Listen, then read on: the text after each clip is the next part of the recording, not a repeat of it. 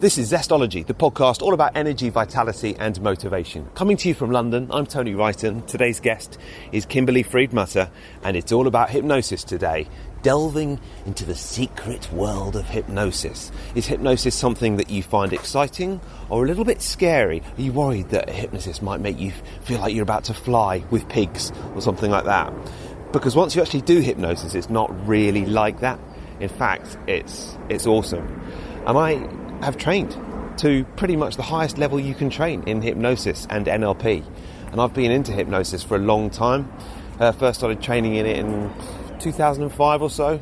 And I do a little bit less of the NLP and hypnosis work now. But I love it. And today's guest is a renowned celebrity hypnotist. And I think once you've heard Kimberly Friedmutter talk about hypnosis and heard a little bit more about the subconscious mind, you won't be judging it, even if you are now. You might not be. You might already be well up for it. So she is this kind of celebrity hypnotist who's rather well known in LA and Hollywood circles, and she essentially helps the stars and normal people lose weight, quit smoking, and improve their sex lives. How does that sound? It's pretty much all you need to know about Kimberly, isn't it? If you are interested in how the conscious mind works and then how the unconscious mind works, Kimberly is going to kind of explain all. And the way I describe it is that you've got this conscious mind that is can only think about 7 things at once, really. So right now you might be conscious of the fact you're listening to this podcast, you might be driving along or walking along or thinking about what you're going to have for dinner tonight. But your unconscious mind takes care of all the things that you can't actually think about at the same time, like taking your next breath, for example. That's what your unconscious mind is doing. And sometimes your unconscious mind develops some fairly unhelpful patterns. And that's what hypnosis does. Hypnosis starts to realign those unhelpful patterns into more helpful ones. As you can tell, I'm a massive fan, which is why I've been looking forward to speaking to Kimberly. Now, just before we hear from her, a quick note on last week's podcast. It was a special biohacking episode, and I have to say, even though I say it myself, I was pretty pleased with it. It was a good one. It kind of summarised the topic of biohacking, summarised some of the top guests that I've had around biohacking, because I've had some of the biggest names in the business, Ben Greenfield and Dave Asprey and so forth. And I thought, what better way than to take one aspect of biohacking and create a slightly witty title for the podcast. So I called it Holy Shitache! The biohacking episode. And as it turns out, I've had an avalanche of calls and emails and texts and messages saying that shiitake mushrooms are not shiitake mushrooms, they're shiitake mushrooms, and I got that wrong. Very wrong. Because I think it turns out it's one of those words that I've seen written down quite a few times before, but I don't think I've ever heard pronounced. And therefore, when I said holy shitache on the podcast last week, I should have said holy shiitake. So sorry about that. And in particular, I mean, I did have loads of messages about it.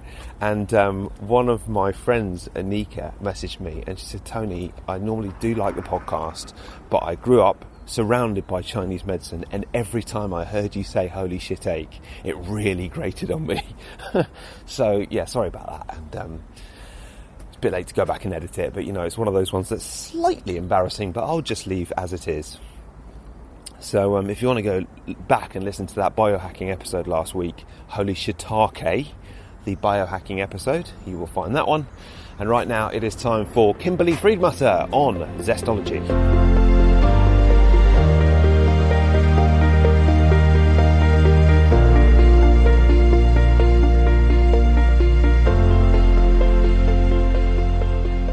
Not only are we're going to be talking about hypnosis, you also intermittent fast as well. I do, and it's an interesting thing because I do a lot of weight loss hypnotherapy, just so you know, and it's especially now because summer's coming, yeah. So everybody wants to be in shape.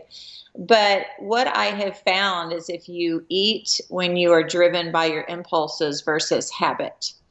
And I have a very long, lengthy feeling about all of this that we don't need to go into now, but I eat by impulse. And I find that I stay trim, my labs are great, It's the best way I feel like for us to be, especially in a world where in most places food is in abundance, and that those are the fattest nations, obviously. So it's just an interesting thing when you go subconscious for your eating needs. Very Right. important. Yeah, fantastic. And obviously, your thing is subconscious power, and it's all about the kind of the unconscious mind. And in terms of kind of hunger, I mean, I intermittent fast, and I always find I've never been hungry in the morning, and I never quite knew what to have for breakfast. But I'm definitely hungry by lunchtime. Are you saying you're not even hungry by lunchtime? I could go really, and this again is not intentional. It's not something that I'm thinking of consciously. It's purely impulse driven, instinct driven. I eat when I become hungry. So I would say that's in the 2 to 3 p.m. range. Okay. Now, for you, that's that might be too long, but everyone is different. I just don't eat from habit. I eat from hunger. Yeah, that's great. Yeah. So Yeah. also staying busy, what your lifestyle is like. I mean, in the book, Subconscious Power, I do go through the 4 pillars of health and the importance of the food needs driving the energy and vice versa. Most overweight people are in starvation and they're not feeding their bodies. They're eating plenty of mass of food, but the food is not nurturing the body. We know this from science, is so well studied. But my overall paradigm in hypnotherapy and food as physics plays on the body is to really eat from your impulse, never from habit. And so I go in and I correct the habit, right, with the induction and with the protocol. But then, you have people, oh, come on, it's lunchtime. Oh, come on, it's breakfast. Oh, come on, it's this, it's that. It's your birthday. It's Friday. It's Monday. Yeah. It's my birthday. It's all these things, and so if we really ate for every occasion. I was literally just thinking, this is just a quick segue, but I was thinking literally yesterday, I thought, what a shame that we look at celebration as sweets. So it starts when the child has their first birthday. We put a big juicy cake in front, right? And so everything good, or you've been very good, Johnny, you get a cookie.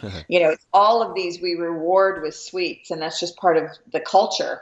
And when we change that, we'll change our health and eating, and also change what we do to congratulate ourselves, Yeah. Well, we have at the TV channel I work at here in the UK, we have there's a thing. I've never worked anywhere else like this, but I suppose when it's a really big office, you have to do this. When it's your birthday, people don't get you a cake. You have to bring in the cakes for other people. So everyone ends up bringing the cheapest, kind of Tesco 99p for 6 muffins kind of thing. There's just like a real load of cheap. It might as well just be kind of congealed sugar treats. But that's what happens. Just mainline it straight from the bag. Yeah, exactly. Yeah. So no, it is part of the culture, isn't it? It really is. It's actually a lot of people's culture. I mean, if you look across cultures, it's really in everything. I have so many culturally diverse friends, and they, everything is, oh my gosh, it's only rice, it's only this, it's only that, and it's a beautiful thing. Look, it's a beautiful thing when families celebrate. I wish that when we were starting out, we were taught to celebrate differently, celebrate life force instead of, really the death to the body, which is what sugar ends up being. And sodium. It sounds terrible. It doesn't sound like it's any fun, but what if we wanted to do the other? That's my whole thing. Like, people will say, well, what's the effect of hypnosis on weight loss? Well, the effect is, what if you wanted to eat the healthy foods? What if those healthy foods that you were, really to eat for your lab work? Because again, the weight that you carry is just a symptomology of how your lab work really is, and what you look like on the inside. A snapshot on the inside is what I'm interested in. Your real fitness, your real health, not just how you look. That's just a symptom of how you're eating. That's a residual effect. But that unfortunately is what we go after. But when you see the labs clear up, that's so much fun. I'm sure you've had plenty of clients in the past where you've done that with them. And it's a beautiful thing to see someone be able to get off their medications and be able to live more holistically, because they really start feeding their body. And then you're not hungry, you're not cravey, you don't have cranky mood swings. It's all of those things that are symptoms of feeding or not feeding the body. Fascinating. Right. What labs would you? I always think it's quite hard to know what labs, what labs to actually get. And I mean, also it's quite Well, hard to get labs. I mean, there are apps that you can start to use now that you can do a finger prick of blood, and they'll send you a few basic things. That'd be quite handy. But what labs do you look for? So any of your basic labs that your basic general practitioner would administer for you. So for example, like thyroid, I see a lot of females in particular with thyroid issues, hypothyroidism. I see a lot of A1C levels high. I'm not a medical doctor, but I certainly, all of my clients do go get their labs fairly regularly, and especially if they're being hypnotized to lose weight. I insist on it, not so that I can see, but that they can see. So that's my protocols at the beginning. I need to see, again, they need to see labs. And at the end, they need to see labs. And the doctors are so excited because, doctors are endlessly telling, and I can just say this from personal experience. My husband doesn't mind me sharing, but he just lost 60 pounds doing this. And his lab work cleared up so beautifully that the doctor says, see, I told you needed to lose weight, right? And that's the common thing that a doctor will say, you need to lose weight. But the thing is that unless the mind is on board, the train will not follow. And really, literally, it's like a conductor guiding this train, which is the physical body. Yeah. And so when those labs, look, nobody wants a surprise diagnosis. That's about the scariest thing that can happen to someone. And so your A1C, like I had mentioned, the thyroid, obviously high blood pressure, cholesterol, all of those things, are all directly related, not always, but for the most part, directly related to food intake. Great. And it's not just food that you deal with as well, isn't it? Because I know from having done a little bit of research online, Radar Online calls you the renowned celebrity hypnotist who helps the stars lose weight, quit smoking, and improve their sex lives. So I've got a list of things I want to talk to you about there. Okay. They didn't mention the lab work, but there's nothing sexy about lab work unless it's yours. It's not quite as exciting, is it? But, right. And so how much, because I think it's really interesting with hypnosis, and, I studied NLP, and hypnosis is a big part of NLP. I started about 15 years ago, and I've been kind of really studying it ever since. But I know that weight loss is quite a big part of hypnosis through NLP, and it's one of the things that can be most successful. When you start looking at smoking, it used to be, certainly with the techniques that I was looking into, much harder to use hypnosis to help people quit smoking. It would be effective, but the rates might be about 50-60% as opposed to 90-95%. Is that something that you've experienced? No, in fact, I had quite a strong addiction practice when I was living in Malibu and practicing there. But then again, I do select clientele. And so it could have been in my selection process that I had better results with that. It could have simply been that, because I'm certainly not one for, a case study of broad scope and mainstream people. My clientele were always very selective and, very specialized, mostly in entertainment, but certainly all high performers. And so when I look at a high performer, a lot of it is the driver. Why are they coming in? Are they coming in because they did get a negative surprise diagnosis? Are they coming in because, they're just tired of it? Are they coming in because, myriad of reasons? So that driver and impetus for showing up can be reason enough, with the boost of the hypnotherapy really kicking it over the edge so that they stop. Some people will marry someone and it just doesn't work for the lifestyle anymore, or they might have, seen one of those awful ads, the PSAs on television that, are just so heartbreaking. And so it really depends on what that was. That's a large part of why people quit. How ready are you and how serious are you about it? I only work with people who are super serious about coming to see me. It's a lot of money. It's a lot of, not so much time as it is money, but it's a commitment.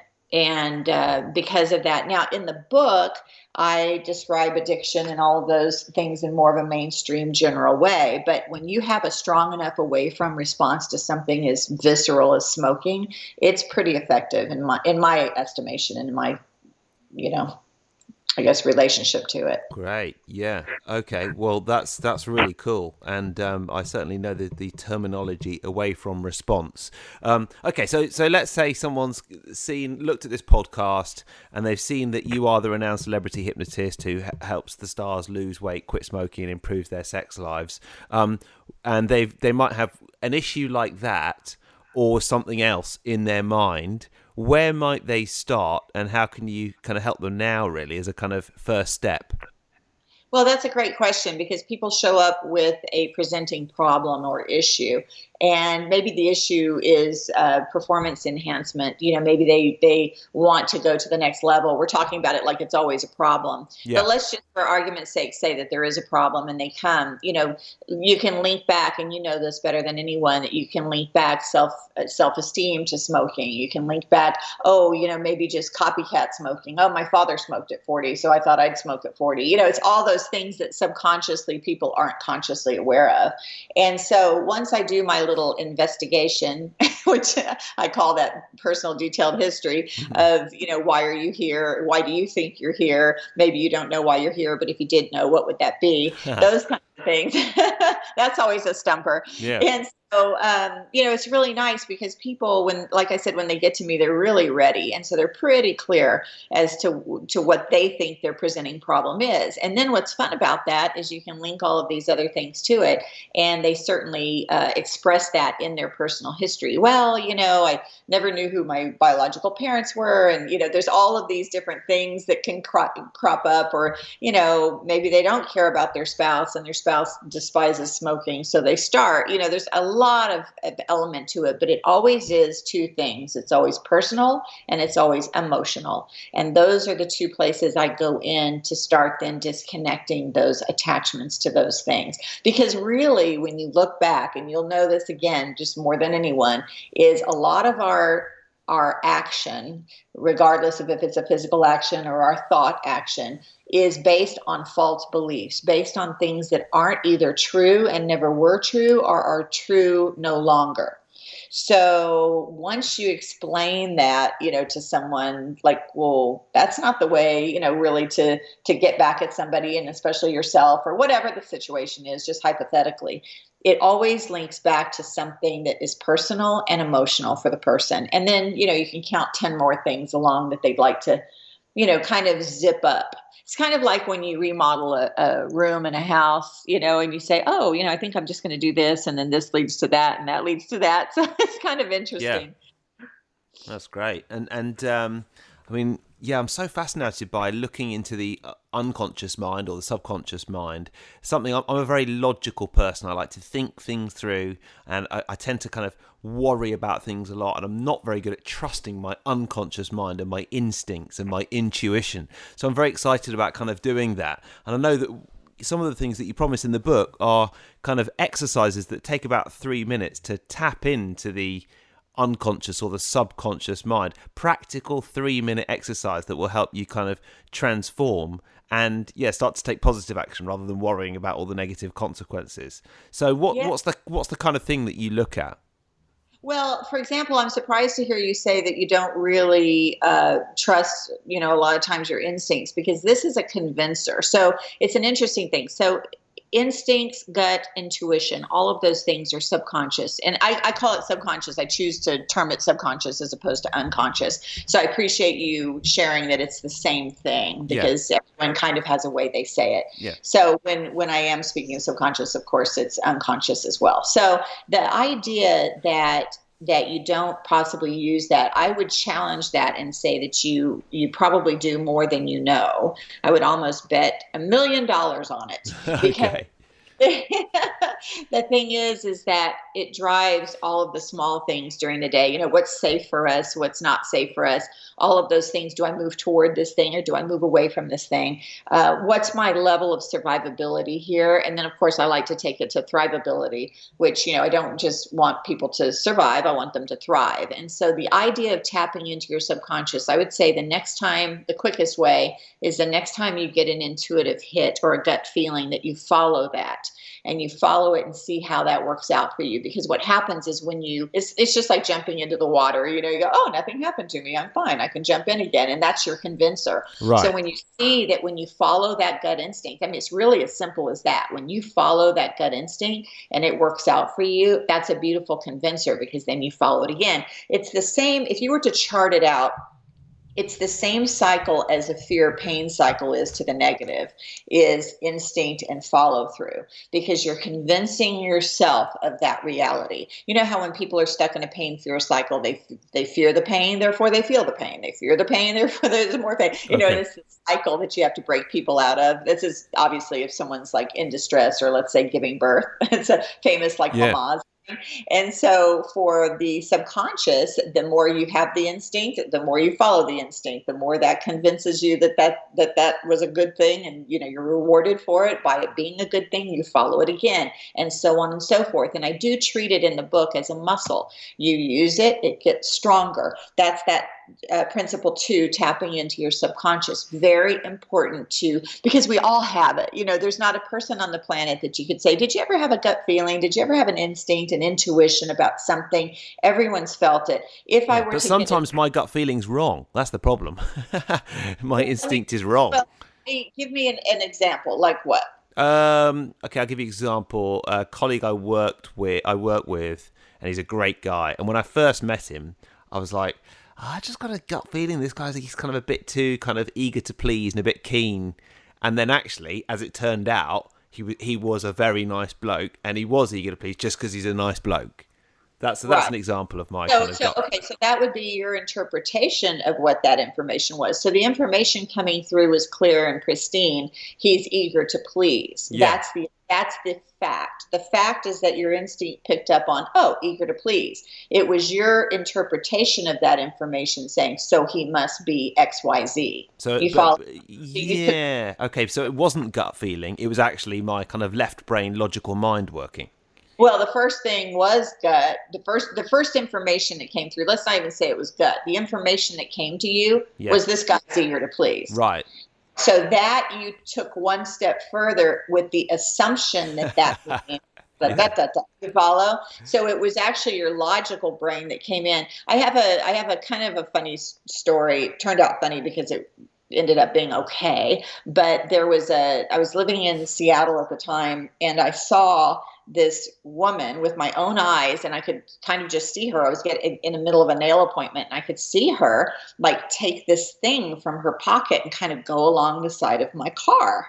And my instinct was, I see this woman and she's scratching the side of the car. Yeah. Okay. That's fact, right? Fact. If we just put it in a lab, that's just a fact. I see this woman doing it. Yes. So then my interpretation of it was, Kimberly, don't be that way. That couldn't have been a scratch. She couldn't be doing that. She doesn't know who you are. You don't know who she is. You're parked fine. You're not cattywampus in the parking lot. You're fine. Don't be like that. That's judgmental. That's not right. This is just a woman getting out to get her groceries. Don't be like that. Don't be like that. So my logic brain comes in and interprets what I saw. Your logic brain came in and interpreted it. So much so that I forget about it. I go shopping. I get in the car. I get home. 45 minutes later, I get out of the car and I go, oh my goodness, look at this 17-inch long scratch to the metal alongside the car. But do you see what happened? Is the information. What I did with it was the mistake. I chastised myself over that information, interpreting it. Yeah. So I went completely against my gut, and I let conscious PC brain come in and say, do not do this to this woman. What a ridiculous thought. Not everyone is out to get the car, like silly. Yes. But my interpretation was wrong. Yeah. And, that's because I'm still thinking my gut, my instinct, my unconscious mind was like, yeah, I'm not sure about him. The Like, information. yeah, you're not. Yeah. You weren't. Also because you don't know them. Now, I know what you're saying, and I know what you're getting at, Yeah. and I absolutely do. So, I mean, the gut feel, the unconscious mind doesn't have to be right every time. But I guess a lot of I feel like my success in my career and stuff has been through real kind of left brain logic and diligence, as opposed to the kind of slightly more creative, what happened? Well, my gut tells me it's good, so let's just trust it.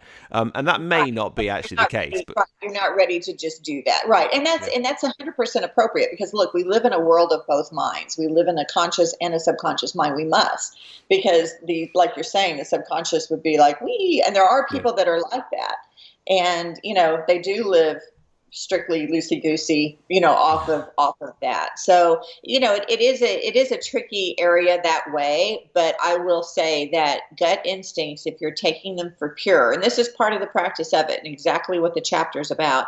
Like, for example, finding lost items. This is a fun thing. So finding lost items, you can't let your conscious mind be in control of finding that item, because there's nervousness attached, there's angst attached, there's, I think I know what I know. How many times do you think you remember something so well? And of course, it's exact opposite of what you thought you remembered. The conscious mind can be a trickster like that. And so when you put that aside to find lost items, so the exercise basically is to connect with that item and share with someone, or just in your memory bank yourself, of what you felt like when you wore it. What did you, say it was a piece of, like in the book, I cite a piece of jewelry that a woman's missing. And so she's just sure that the housekeepers took it. She's sure that the husband, misplaced it. She's sure that everybody, like, it was a problem of everybody else's but her own. And then as I walked her through really connecting to the piece, and tell me about the piece, tell me about it, tell me about it. Well, the last time I wore it, and what did you eat? What did you drink? What did the room look like? And you get out of the space of, I have to find this item. And any thought system will tell you, get out of the space of need and lack and upset and anger to find something that you're missing. Wow. It can be your pen in your desk drawer, because let me tell you, when you're upset and the adrenaline and the cortisol and all this, you're almost blind to it. You can't even see the item because you want to find it so badly. That's awesome. I'm definitely going to do that the next time I lose my car keys. Yeah. Oh, for sure. For sure. Just connect with everything else but the fact that you lost them. Yeah. And then you look and they're in your hand. Yeah. I bought one of those magnetic things that goes by the front door. And now whenever I come in, I put the keys on the magnetic thing, and they've got a place now, which is a bit better, but I still lose them sometimes. So that's going to be very helpful. Sure. Okay, so that's an excellent one. I like that a lot. And what are some of the other kind of easy techniques that you might be able to kind of tell us about that we could kind of run now?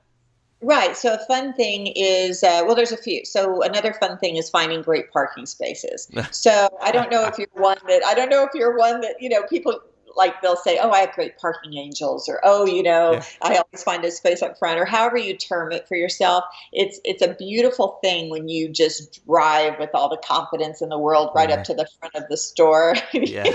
Ready to just be sure that your space is waiting for you. But if you literally just close your eyes for a second when you're at a stop, and you literally just connect and just say, just guide me to my space. Now, everybody thinks that this, I know. This is the woo-woo fun part of the book.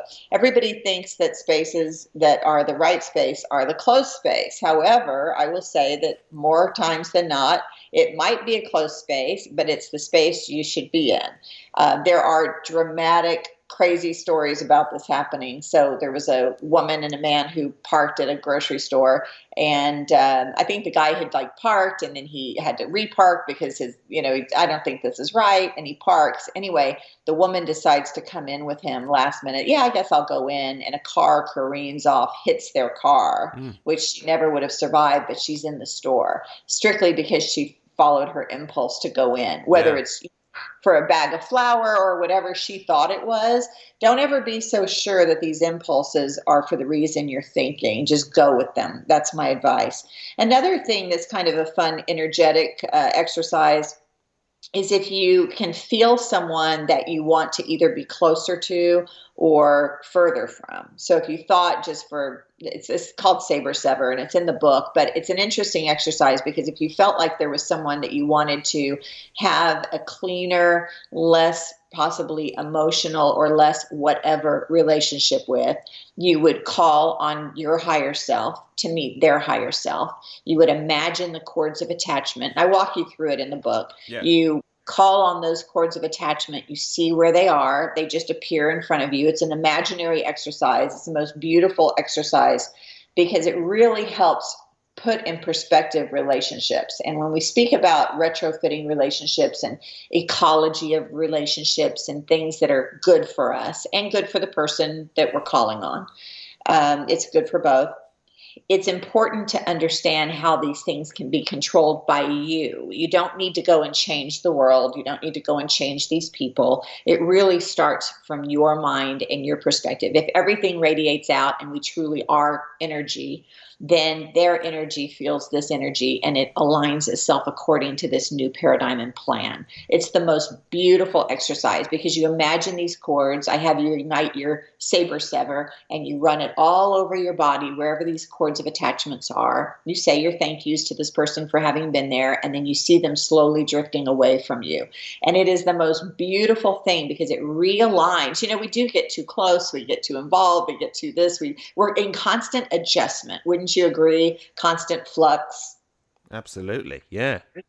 So it helps adjust the flux and the flow of relationships. And it doesn't have to, you don't write these people a letter and you don't call them in physically in front of you, So it's a mind protocol, but it's just a beautiful thing. People come away from that one so happy and so relieved. That's brilliant. I kind of almost drifted off a bit. I was kind of playing along as you were describing that. Yeah. And then the same can happen if you want to become closer to someone. You just seal in and you start to really tighten in those cords and create new ones as well. This is for someone that maybe you love that isn't responsive, or someone that you love that doesn't have the time to love you back in the way you feel you need. It helps strengthen bonds as well. It can be used either way. And I know you've got a lot of very prestigious qualifications in terms of hypnosis and the International Hypnosis Federation and the UCLA Health Systems Board and all the rest of it, which is why I'm now going to ask you about some of the celebrity pictures on your website. What kind of... I see there's a picture of you with Cher, for example. Have you worked with celebrities like Cher? So like Cher, not Cher, but Cher. Like Cher. Yeah, not Cher, like Cher. And the beautiful thing, people always ask, and I think you'll see like in Daily Mail, they asked, or one of the outlets there, is it easier or is it more difficult to work with celebrities? And I always say that the high performing aspect of someone is what I'm really after. The people that grab this book, Subconscious Power, are going to be the ones that they're seeker searcher learners. They want to know more about how their mind works. They want to make their life easier. I'd said to the publisher, please let's not make a book that's one more thing for someone to have to do. Let's publish this book that gives people 1,000 less things to do. That's my goal, because we're so inundated with things. I call them shelf-help books, in fact, because it just becomes, you just grab it and you shelf it, because who has time to really read it? And this I wanted to produce as more of a manual so that you keep it with you. You throw it in your purse or your briefcase or your backpack, and you have it in the drawer of your office, and you just grab it when you need, because it really is that guide. The acting aspects or the entertainment aspects, or even athletes, what I love about working with those folks is that they are so used to taking direction. Everyone has a superior, so they either have a director or a producer, or they have a coach or a trainer. They're used to direction, and they take it well. And so they make excellent subjects. They're, for actors, or entertainers in general, like you mentioned, Cher, their imagination and they're so creative is right on the cusp. They're ready. It's not a stretch for them. It doesn't matter, because if it's a stretch for you, it's not a stretch for you after a few exercises, then it becomes very easy. But that's what I do like about working with performers. And also they're, guess what? Eager to perform. So that's great. Yeah. And by the way, I really want to encourage people to just look you up on Amazon, if only for the fact that the front cover of your book features excellent examples of hypnosis. It's one of the trippiest front covers I've ever seen. It's very cool, that. Well done. Oh, thank you so much. Yeah, Simon and Schuster is responsible for that. Their art team was just so right on it. And when they presented this, I thought, that's it. That's cool. It didn't take my subconscious to know it was it. And it's funny, I treat it like the flag, like I don't let it touch the ground. I don't. Anytime they bring boxes of books over, I'm like, no, no, no, no, not on the ground. It's Because very it really does have reverence, and I appreciate you noticing. Thank you. That is good, and some excellent examples of hypnosis just on the front cover there. Okay, so the question that I ask everybody is, what is one book that you would recommend, and one tip for living with more energy, vitality, and motivation? So I love, for my book, I love Gavin de Becker's Gift of Fear.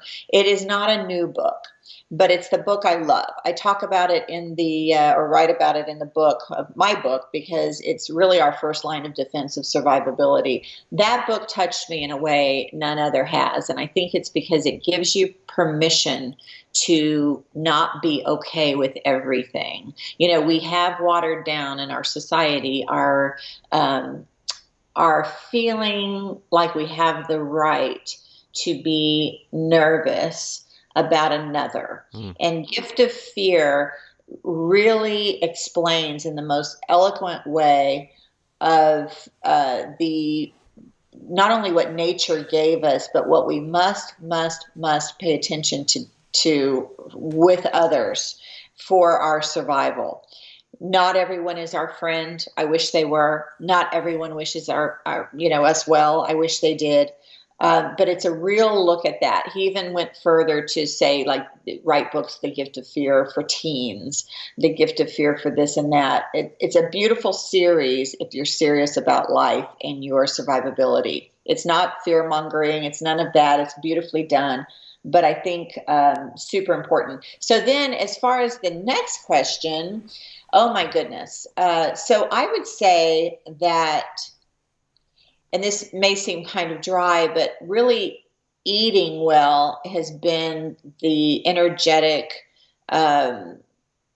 really everything. Look, so our mind is tuned up, our mind is firing, so quickly and is really gathering so much information. How wonderful to have our body have the energy, as we age, and I don't know your age, but as we age, I'm sure you've seen a little bit of an energy drop off. And so I would say that feeding yourself and nourishing yourself is the best gift for energy and vitality and outlook and, depression. I mean, everyone, you turn every which way, there's anxiety, there's depression, there's this and that. And food really, there's a saying from San Antonio, Texas, and they say that food is medicine, and it truly is. And so I would say that that's my best tip and my best go-to resource for health, vitality, interest, curiosity, depression fighter, anxiety fighter, and real hope. Because when you're eating clean, you're a different person and different head to toe. Yeah, I mean, actually, we've look, I definitely agree. We've just had we've got a new baby in the house, and it is thanks. It's harder than ever to eat well because you haven't got any time. But and when I don't eat well, I definitely notice the difference in energy because I'm someone who, I like to eat what I like to eat, a kind of fairly low carb, intermittent fasting kind of feeding pattern. But yeah, it's just hard if there's not much time. But you feel worse if you don't. So Now let me just say this. Now, we live in a wonderful time where you can get all kinds of organic vegetables chopped at the market. So you just buy these bags, boom, boom, boom. They're in your cart. You check out. You throw those bags into a little olive oil in a pan. Put the cover on it. In 5 minutes, you've got these beautiful sauteed veggies. It's not. It kind of is about the mindset of thinking that way. Same thing. Throw some shrimp in. Throw some whatever you want for your source of protein, an avocado, whatever that is. But it really can be done, and I feel so fortunate that we live. Look, salads in a bag now. I mean, how beautiful is that? What a note to finish this interview on, Kimberly. Thank you so much for coming on Zestology. Where can people find the book and more about you? So KimberlyFriedmutter.com is my website. There's a newsletter sign up. Happy to have anyone visit there. And then the book is available at retailers all over the now I'm not so sure in the UK where it's available, but Amazon certainly, and all of the online retailers have it. And so it actually, the third day out, was #1 new release and #1 bestseller in its category. Wow. And we were so pleased by that. Yeah, because here's my mantra: if you have a brain, you're in the game. It can only help your life, and Subconscious Power was written with that intention and seems to be doing its job that way. So enjoy it in good health is what I like to say.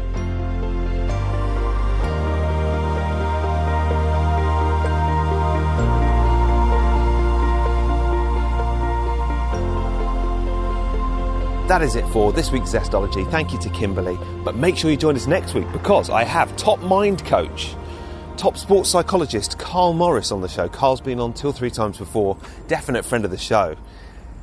He used to be my coach as well. A half hour listening to Carl will make you feel like you've got your life just a little bit more sorted out, kind of 5, 10, 15% more sorted. So Carl Morris will be on next week. Hope you can join us then.